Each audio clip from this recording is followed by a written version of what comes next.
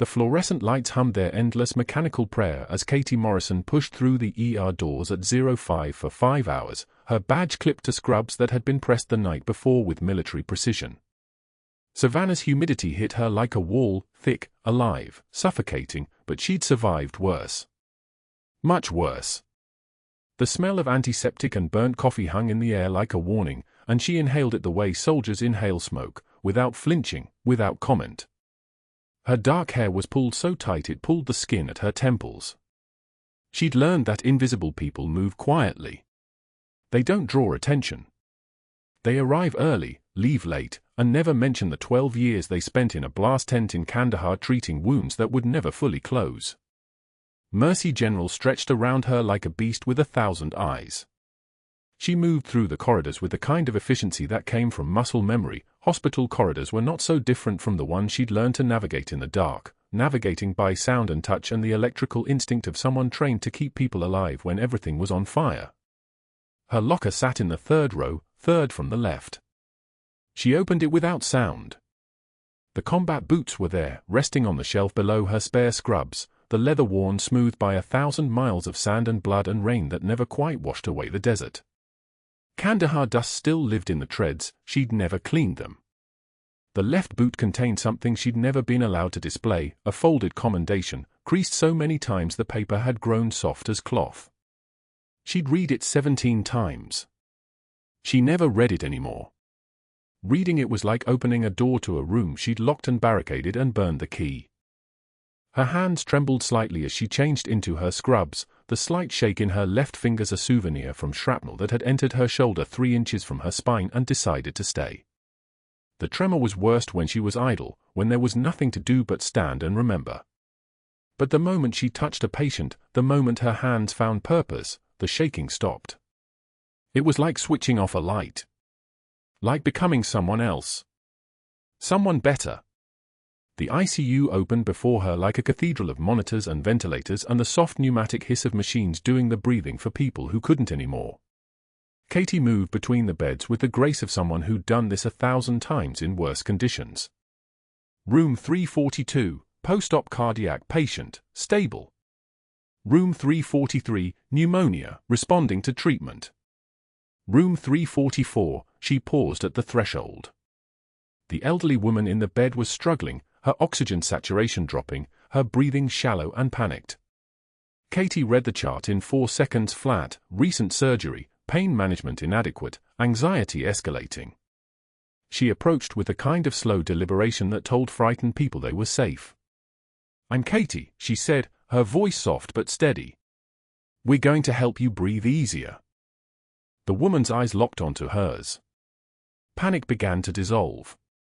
Katie adjusted the oxygen flow with one hand while checking the fall line with the other, her fingers moving with the kind of precision that came from having done this under fire, in the dark, with rounds coming through the tent walls. She verified the pain medication dosage 3 times, not out of doubt, but out of discipline. This was the ritual of someone who understood that one mistake could be the difference between a patient going home and a patient going into the ground. The woman's breathing steadied. Her oxygen sat climbed, 88, 91, 94. Stable.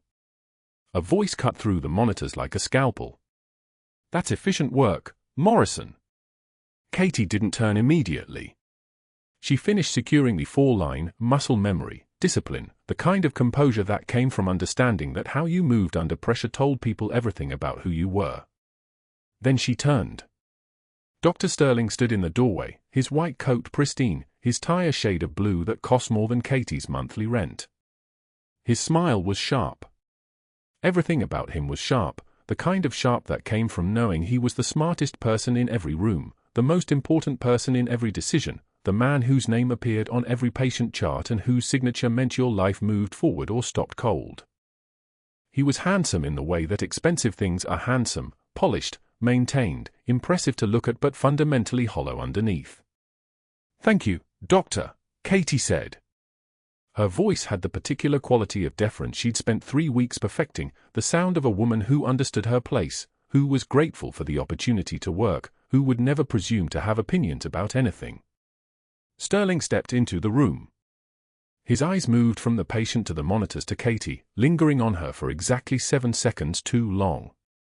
She felt the weight of it, the moment a predator decides whether something is prey. "You've been here?" he asked. 3 weeks, she said. "Your technique on that for insertion," he continued, "was textbook. Better than textbook. Where did you train?" This was the moment. This was the crack in the wall. Katie's hands remained steady because her hands always remained steady, but something in her chest shifted. "Community college program," she said. "Graduated top of my class." It wasn't a lie. It was just incomplete.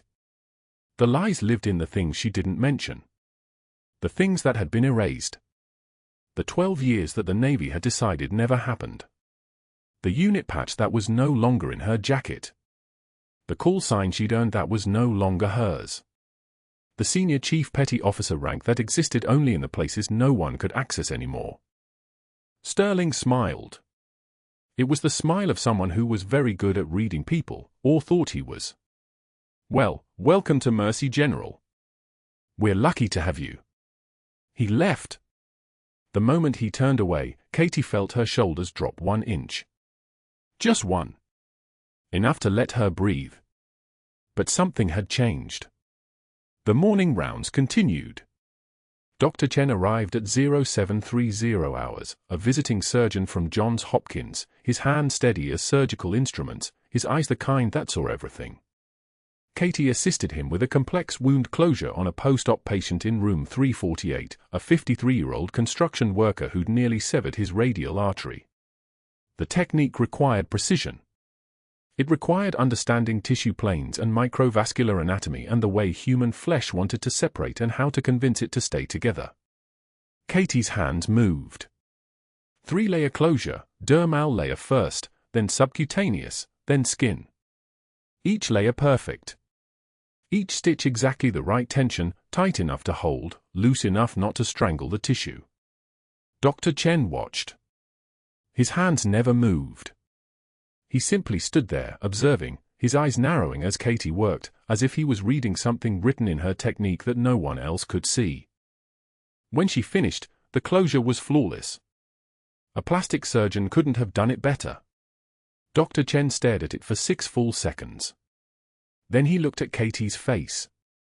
"You were with the 3rd Battalion medics," he said. It wasn't a question. Katie's hands were removing the instruments from the tray. They didn't stop. They didn't tremble. "I'm sorry, Doctor." "Helmand Province," Chen continued, his voice low. "I saw you work on a convoy commander. The wound went through the brachial artery.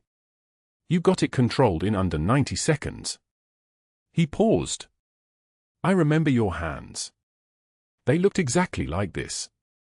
Katie placed the last instrument on the tray. The moment stretched between them like a rope with too much weight on both ends. She could feel him waiting for confirmation, for recognition, for the moment when she would acknowledge that she had been someone else in a different lifetime, in a place where the heat made the air shimmer and the sound of helicopters was sometimes salvation and sometimes came too late. "I'm sorry," she said finally, and her voice was still deferential, still the voice of someone in their proper place. "I think you have me confused with someone else." Dr. Chen studied her for another moment. Then he nodded once, slowly, as if he understood the language of doors that had been closed and locked and would not be opened again. "Of course. My apologies." He left. Katie remained standing in the room with the construction worker, who was sleeping peacefully, his arm healed, his life moving forward. She looked at her hands. The tremor was back. The slight shake in her left fingers, the souvenir that never fully went away. At 1045 hours, Katie stood at the nurses' station reviewing charts. The station was a nexus of activity, nurses calling out orders, residents requesting information, printers spitting out lab results and EKGs, and the constant administrative noise of a hospital running at capacity. She was reading through post-op protocols for a spinal fusion patient when she heard the voice. Dr. Sterling on the phone. In the office. Door open. The words carrying. "Yes, I'm aware of the requirement." 14 procedures in the September window. A pause. The phantom procedures? No, those are documented. Full billing codes. Medicare won't even blink. Another pause. A laugh. 2.3 million should make it worth everyone's while. Katie's eyes remained on the page in front of her. The words blurred. Her hand moved to turn the page, automatic, professional, invisible. But she'd heard him. She understood what she'd heard. She understood that Dr. Sterling was committing fraud on a scale that would have gotten him 15 years in federal prison, and that he was casual about it, comfortable about it, the way people are when they've never faced consequences, when they've never understood that other people were watching, always watching, from the invisible places where quiet people stood and absorbed the world. She understood something else too, that he would know now. That she was a threat. That someone who understood what fraud looked like the way she understood what gunshot wounds looked like couldn't simply be allowed to walk around knowing his secrets. The moment stretched. Katie turned the page. Her composure held. Her hands remained steady. But something fundamental had shifted in the architecture of Mercy General, and she felt it the way animals feel earthquakes before the ground starts moving. At 1,630 hours, Katie's shift ended. She changed out of her scrubs, placed them in her locker, and looked at the combat boots for exactly 3 seconds. She didn't touch them. She closed the locker. She walked out of Mercy General into the Savannah humidity and the late afternoon light that turned everything the color of old brass. The drive home took 17 minutes. The small house on Gaston Street was quiet when she arrived, the kind of quiet that meant her daughter Emma was still at school for another 40 minutes. Katie made tea. Just tea. Something to hold.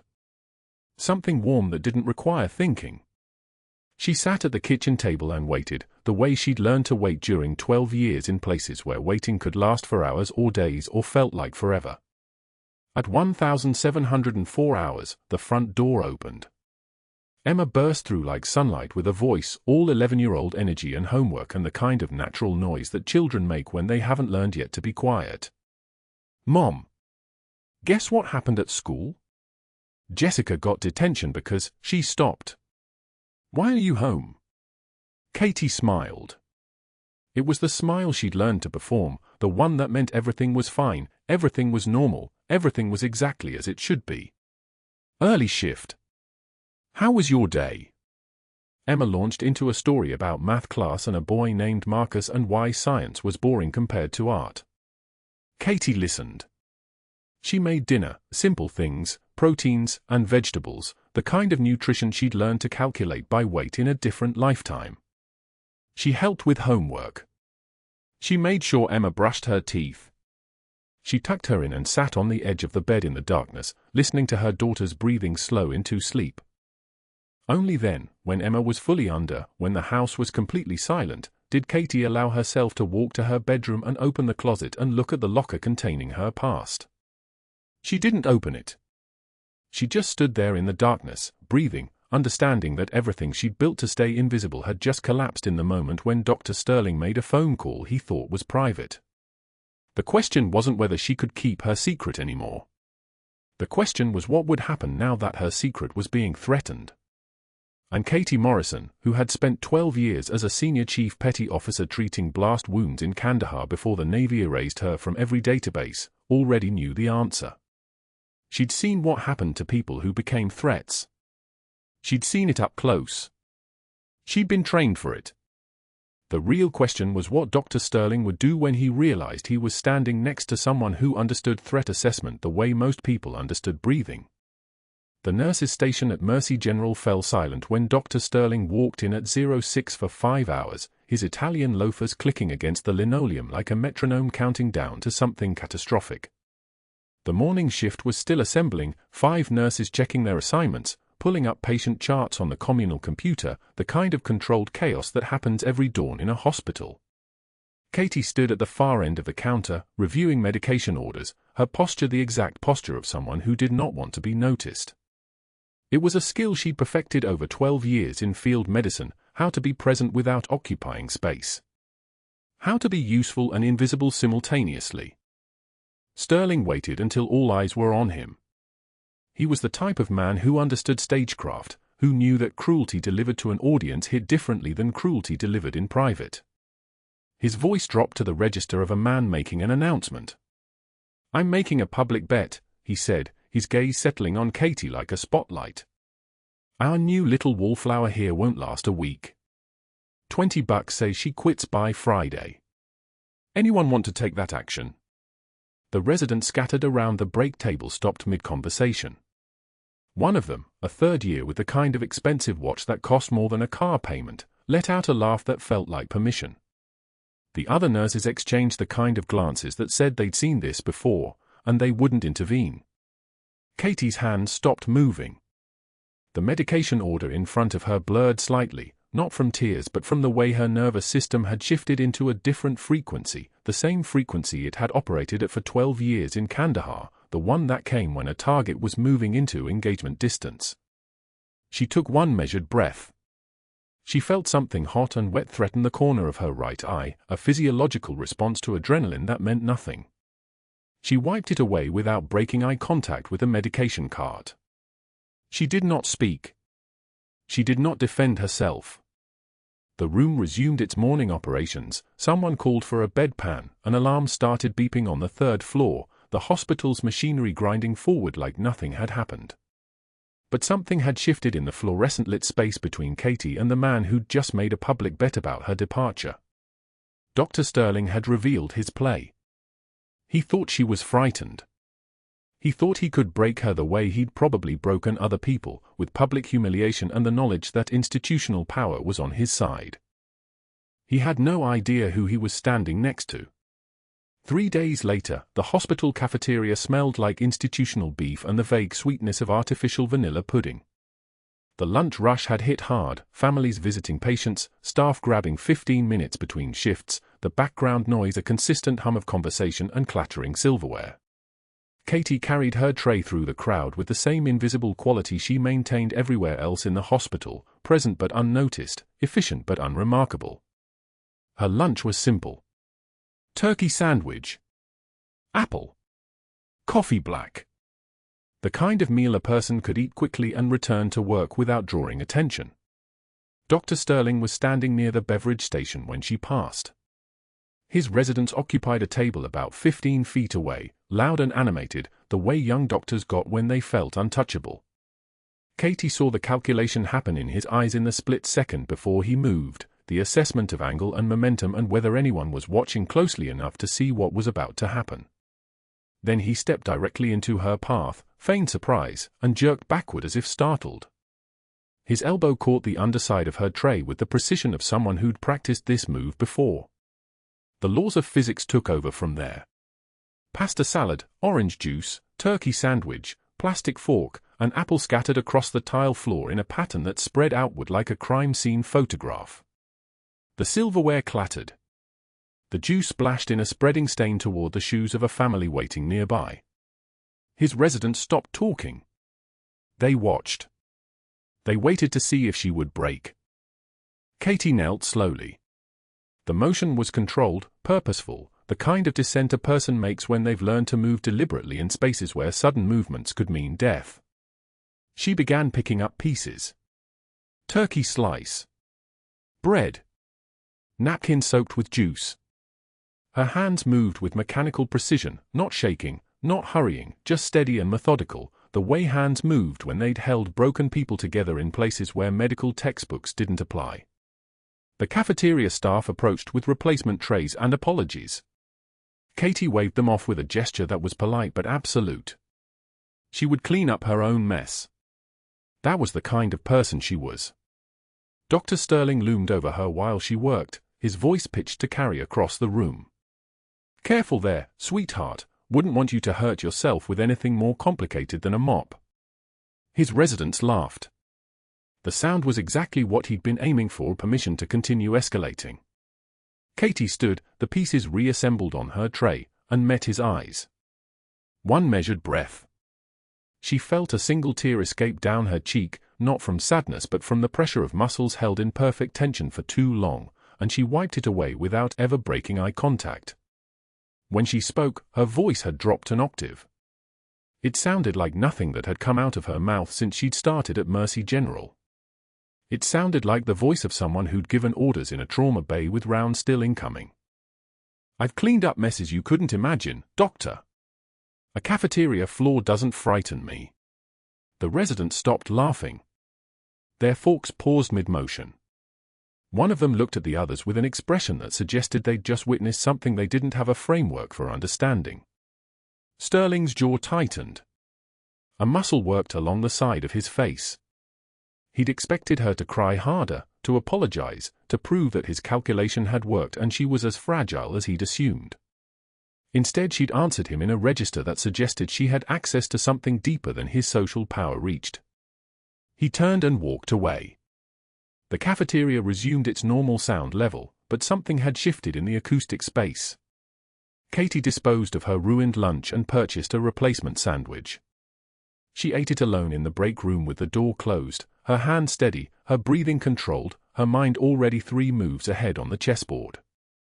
The next afternoon, the ER hallway was moving at that specific velocity that happens during peak hours, families in chairs lining both walls, nurses moving between rooms, the constant percussion of machines and voices and pages announcing codes that never seemed to let up. Katie was heading back from drawing labs on a post-op patient when Dr. Sterling stepped out of a treatment room directly in front of her. He held a patient chart in his hand. For one instant, just one, Katie saw him assess the moment, the number of witnesses, the ambient noise level, the fact that she was alone and there were people watching from chairs and doorways. Then he threw the chart. The paper scattered across the linoleum floor like snow. The chart itself hit the tile with a sound that carried.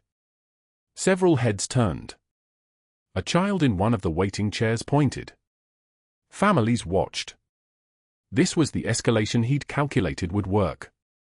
This was the move that would prove his dominance in this specific space. "Pick that up, sweetheart," he sneered, his voice carrying across the hallway with the kind of projection of a man who wanted everyone to hear what came next. Katie took one measured breath. She felt the tear escape her eye, just one, and she wiped it away. She maintained eye contact. When she spoke, her voice came from the same place it had in the cafeteria, but colder now, more precise, less like a threat and more like a statement of fact. "I've picked up pieces of men you couldn't imagine, Doctor. A clipboard doesn't frighten me."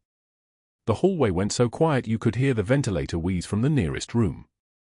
Dr. Chen, passing by with a tablet in his hands, froze completely. He stared at Katie's posture, her hands, the way she didn't flinch, the way her eyes held Sterling's with the kind of absolute certainty that came from having already survived the worst that could happen. Something flickered across Chen's face, recognition, maybe, or the ghost of a memory he couldn't quite place. He watched as Sterling's face cycled through several expressions in rapid succession, shock, rage, then something colder. He turned and walked away without speaking. Katie bent down and collected the scattered papers, straightening them into a neat stack, moving with the same methodical precision she'd used in the cafeteria. She set them on a nearby counter and continued her work. But that night, alone in her apartment in a quiet neighborhood on the edge of Savannah, Katie sat on the edge of her bed and opened the closet door. The pair of combat boots sat in the back, partially hidden beneath a storage box. They were worn in a very specific pattern, the heels compressed more on the left side, the left toe showing stress marks that came from the way a person's gait shifted when they favored one leg during certain operations. The leather was creased and scarred and salt-stained from environments that didn't appear in any of the demographic data that hospitals collected. She picked up the left boot. Inside the lining, folded into a square the size of a playing card, was a commendation that she'd never been allowed to frame, never been allowed to display, never been allowed to acknowledge in any official capacity. The paper had yellowed slightly despite her efforts to keep it away from light. The signature at the bottom was from someone who no longer held his rank. The specific operations described had been redacted so thoroughly that only fragments remained, coordinates in Kandahar, a date in 2014, a notation about 15 personnel recovered under sustained fire. She unfolded it anyway, even though she'd memorized every word years ago. She ran her thumb across the seal, official and real and utterly useless in a civilian hospital where the most dangerous thing anyone wanted to acknowledge was a medication error. Then she folded it back up, returned it to the boot, and placed the boots back in the closet where they waited like a secret that was about to detonate. Meanwhile, in his office at Mercy General, Dr. Sterling sat reviewing billing codes on his computer. The numbers glowed at him from the screen, phantom procedures totaling $2.3 million distributed across 18 months, carefully coded to look like legitimate cardiac interventions and imaging studies. The new nurse had been present during a conversation 3 weeks ago about Medicare audit schedules.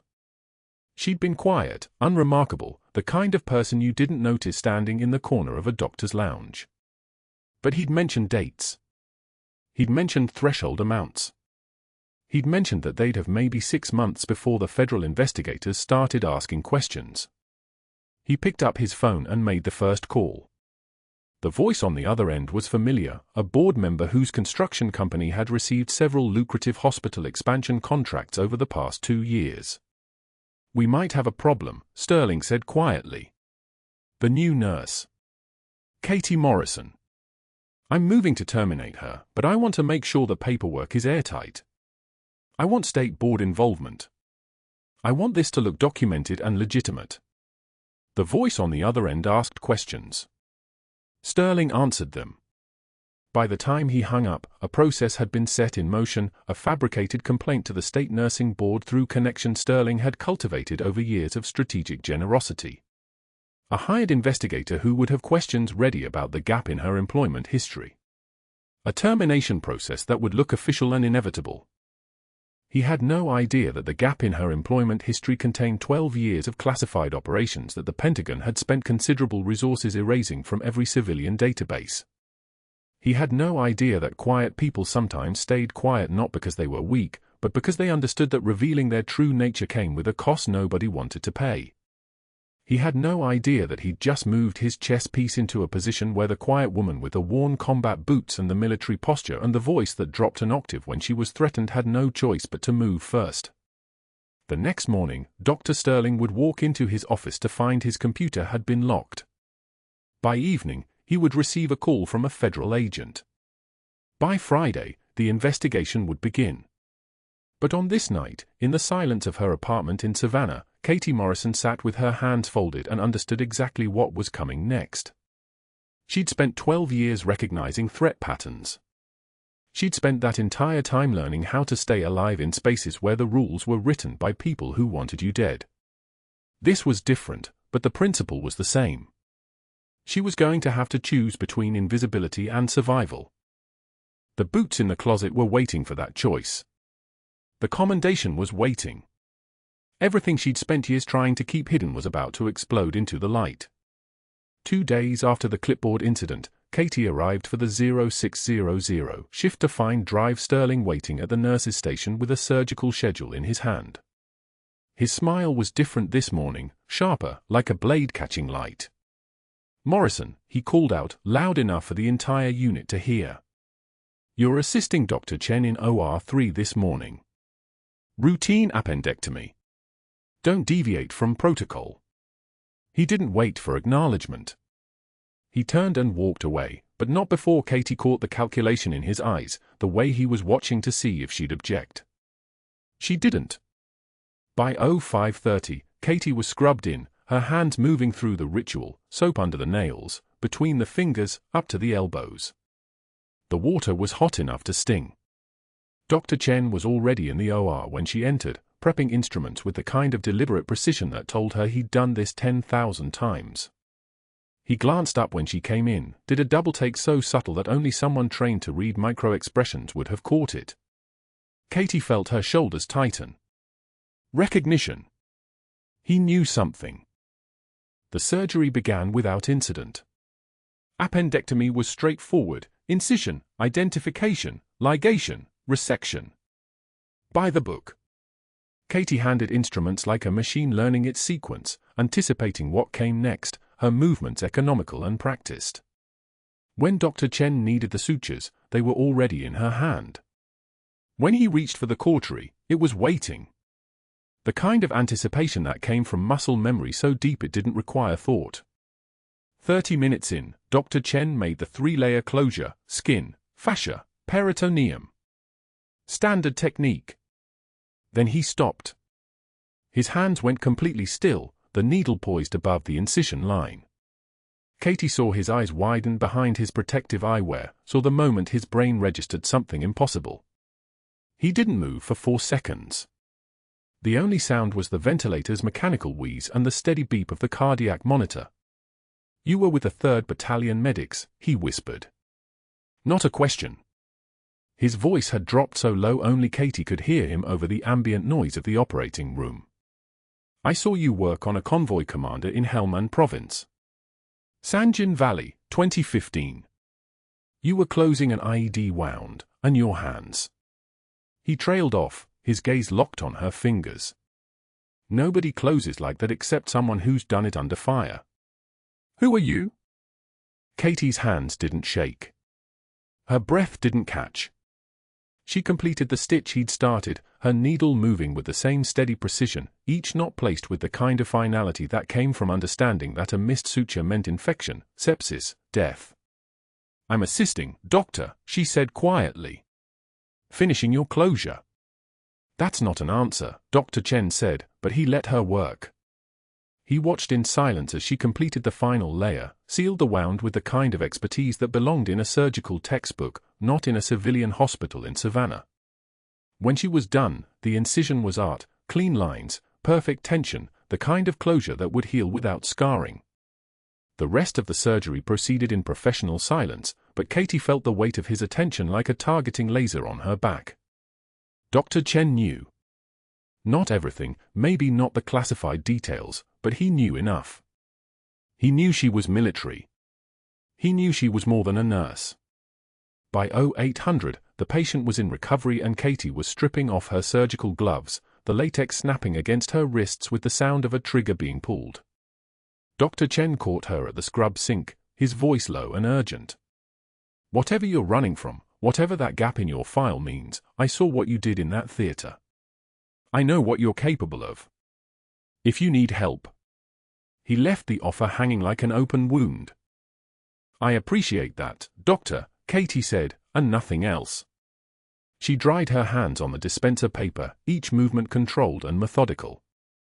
"Thank you for the opportunity to assist."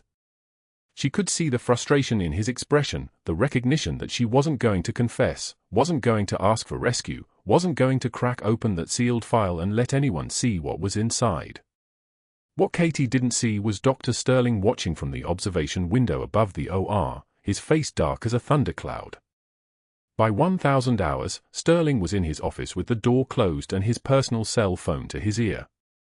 The first call went to Marcus Webb, the hospital board chairman, a man whose son had a history of DUI arrests and one particularly ugly malpractice case that Sterling had somehow made disappear 3 years ago. "Marcus, we have a situation," Sterling said, and she could hear the blade in his voice even from the hallway. "A nurse on staff, Katie Morrison, appears to have falsified her employment history. There's a 12-year gap, and her background check was incomplete. For liability purposes, we need her gone before this becomes a larger problem. I'll need your support on the board." The second call went to his golfing buddy at the state nursing board, a man named Hendricks who owed Sterling favors Sterling had collected over years of quiet transactions. "I need to file a complaint," Sterling said smoothly. "Patient safety concern. Unauthorized invasive procedures without adequate physician supervision. I have witnesses. The name is Katie Morrison, RN, Mercy General, Savannah." He spelled out her name slowly, deliberately, each letter a nail being driven into a coffin. The third call was to a private investigator Sterling had used before, a man named Garrett who specialized in finding information that didn't want to be found. "I need a background check on a nurse," Sterling said. "Katie Morrison. Emphasis on a 12-year employment gap from 2009 to 2021. There's something hidden. Probably fraud on her application. Everything you can find." By 11:45 hours, Garrett called back. What he reported made Sterling's smile return, the real smile, the one that showed teeth. "The gap is sealed," Garrett said. "Military records, Classified access. Whatever she did, it's above my clearance level. But the hole is there. That's your leverage. Sterling set the phone down and stared at the wall of his office, where a photograph of him golfing with the hospital CEO hung in an expensive frame.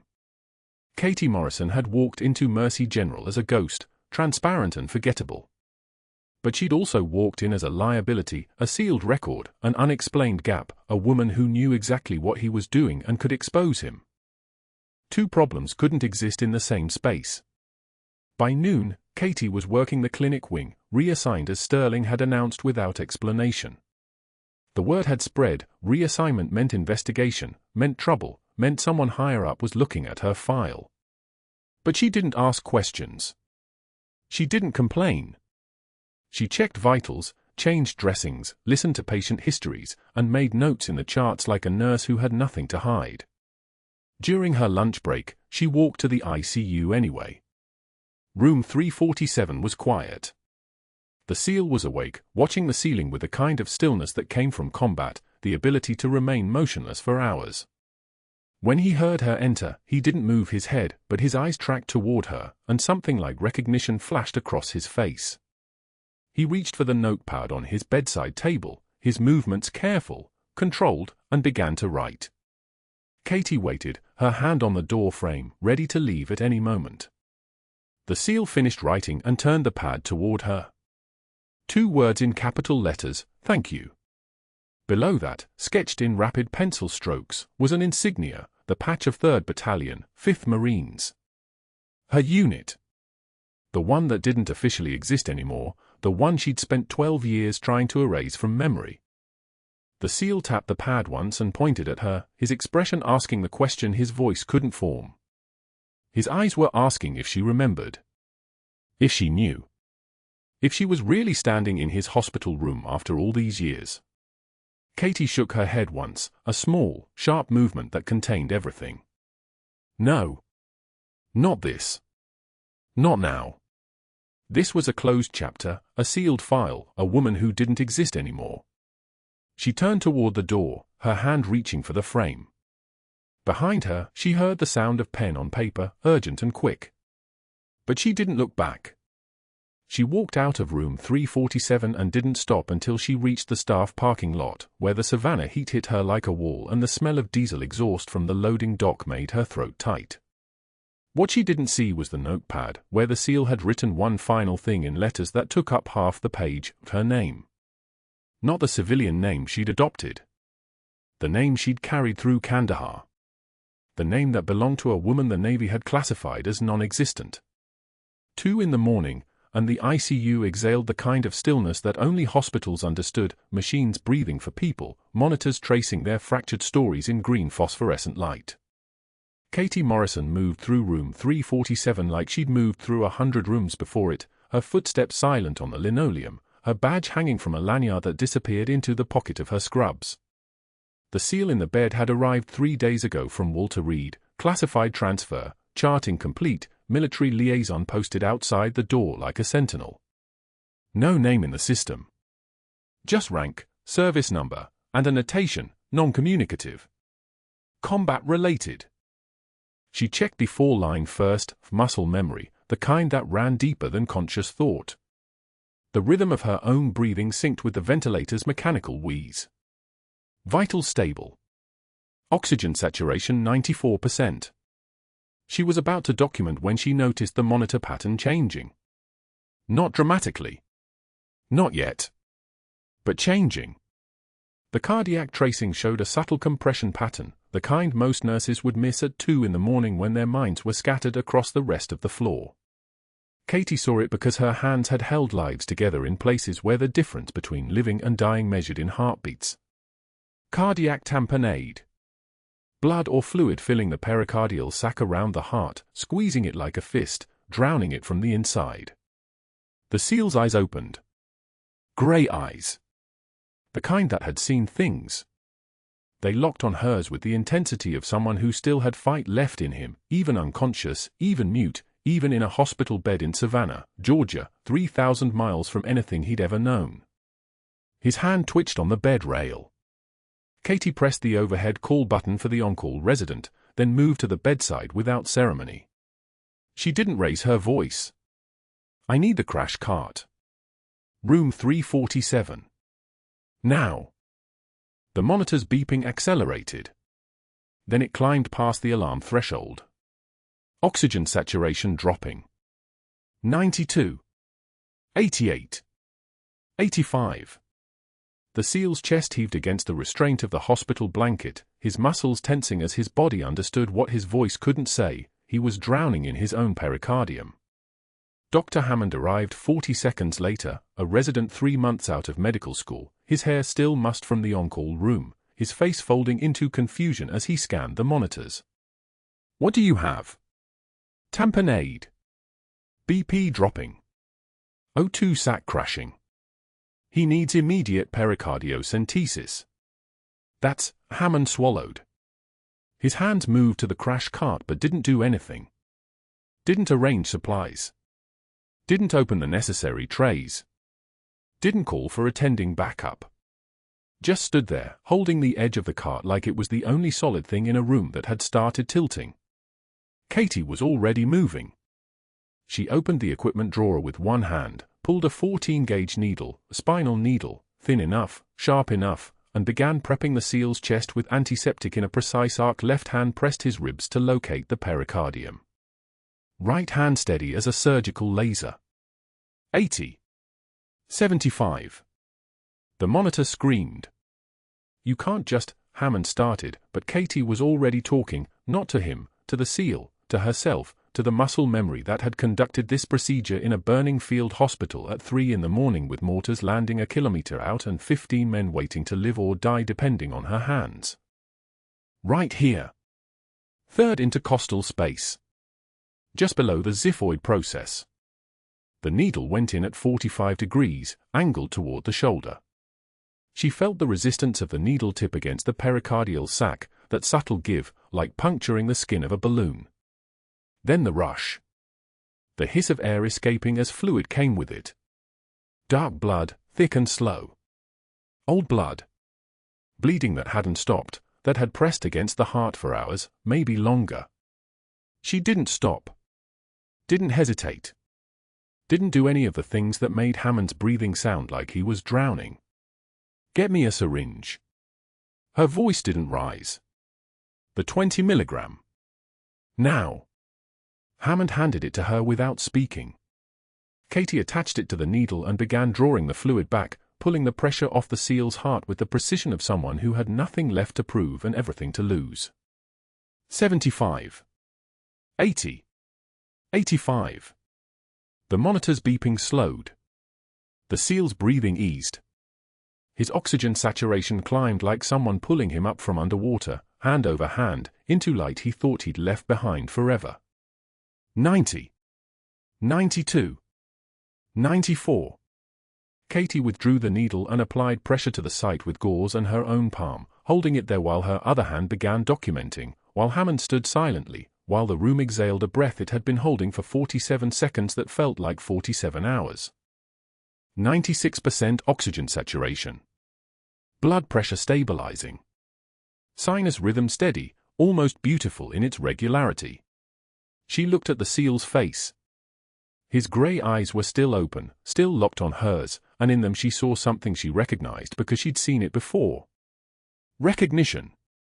Not of her face, which had aged and changed since Kandahar, but of something older.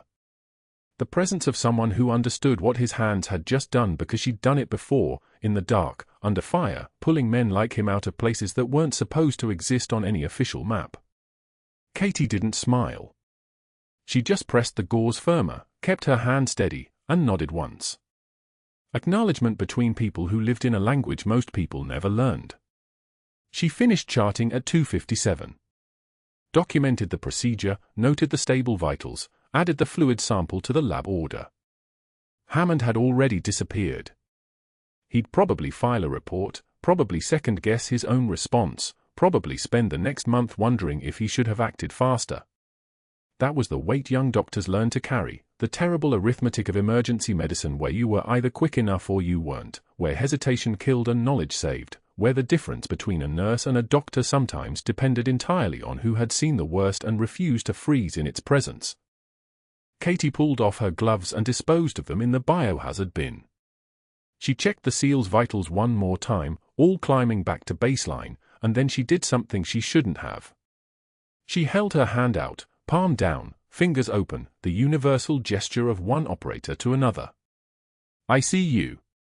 I know you. You're going to make it.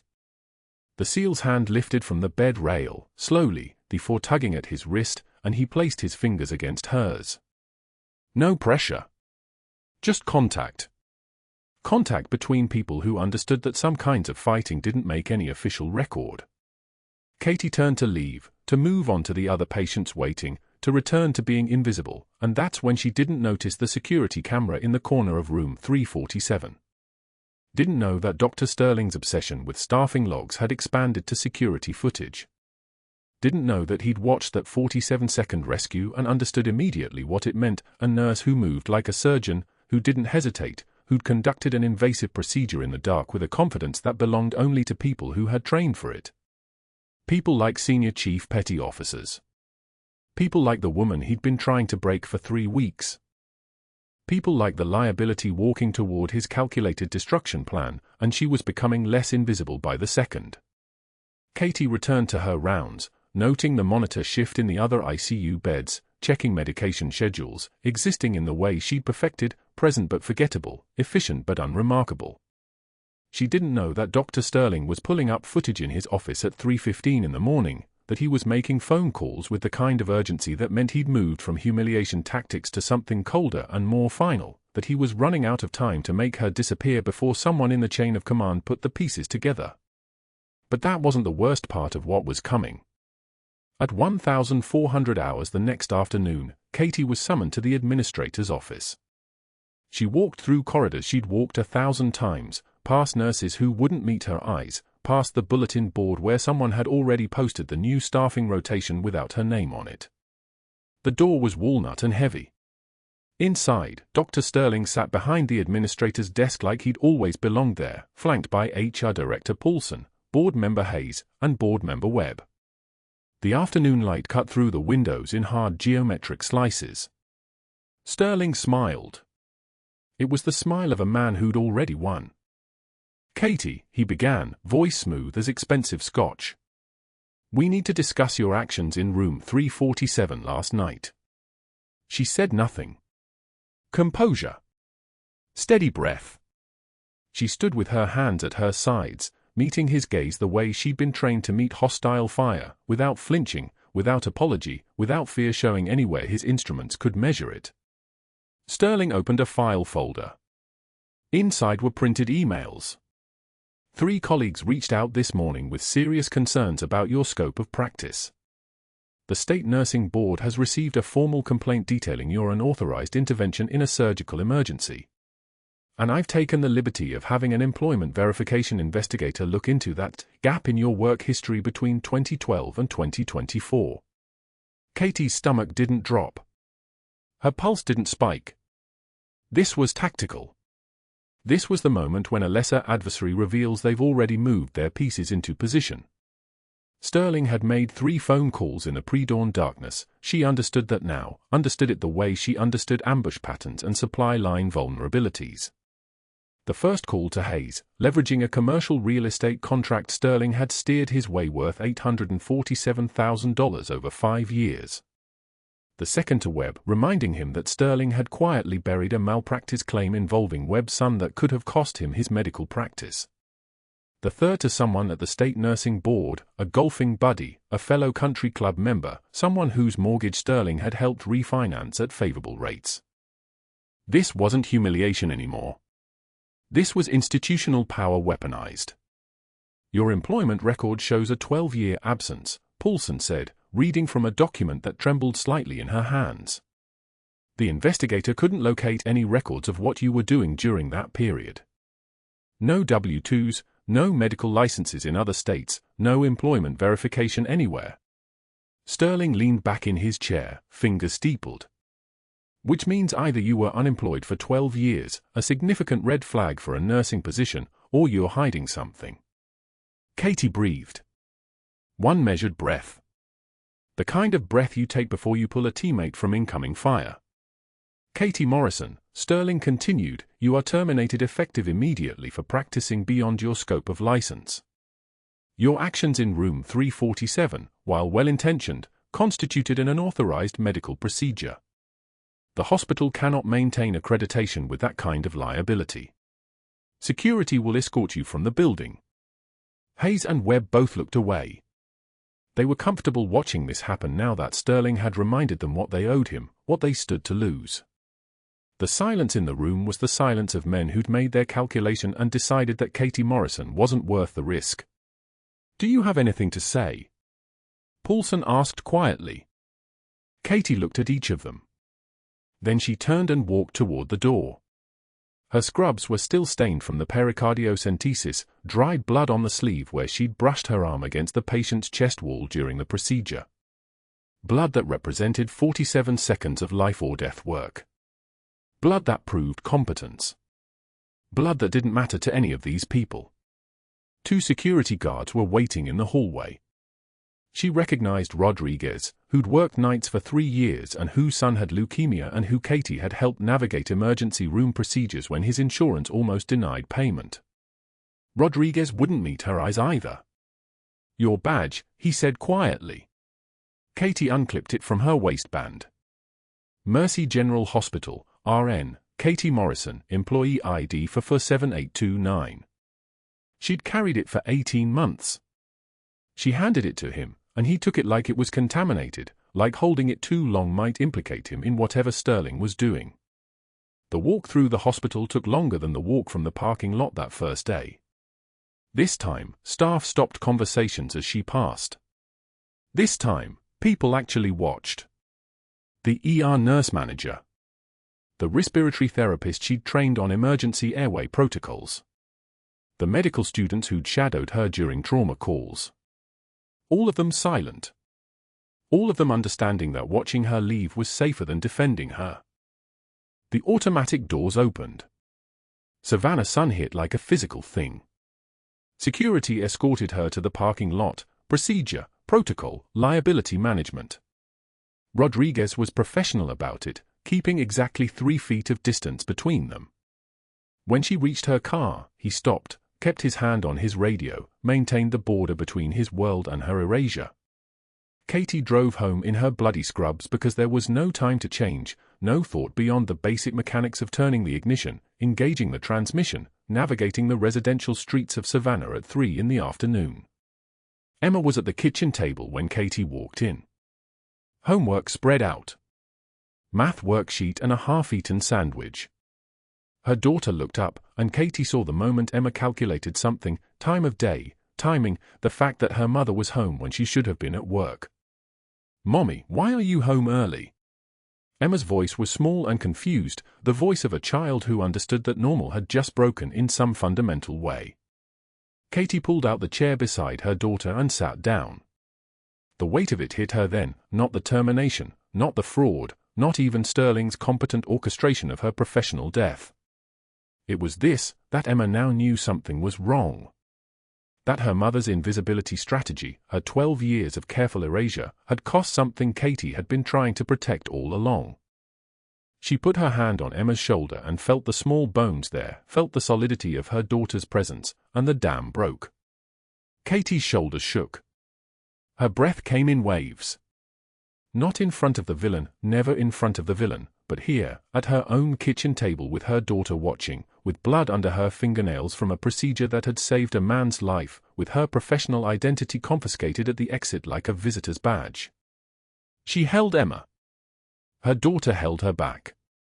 Neither of them spoke. The afternoon light moved across the kitchen tile. The refrigerator hummed its mechanical rhythm. Outside, birds sang in the live oak trees. Normal sounds. Continuing sounds. The world moving on indifferent to the fact that Katie Morrison, a nurse, mother, soldier, woman, had just been erased from the only civilian life she'd managed to build. She thought of the combat boots in the closet. The commendation folded inside the left one. The 12 years that didn't appear on any Ws too. the Navy that had declared her disappeared, the hospital that had declared her terminated, and the daughter holding her who didn't know that her mother was supposed to be invisible. But that wasn't the worst part of what was coming. If you're enjoying this, smash that like button.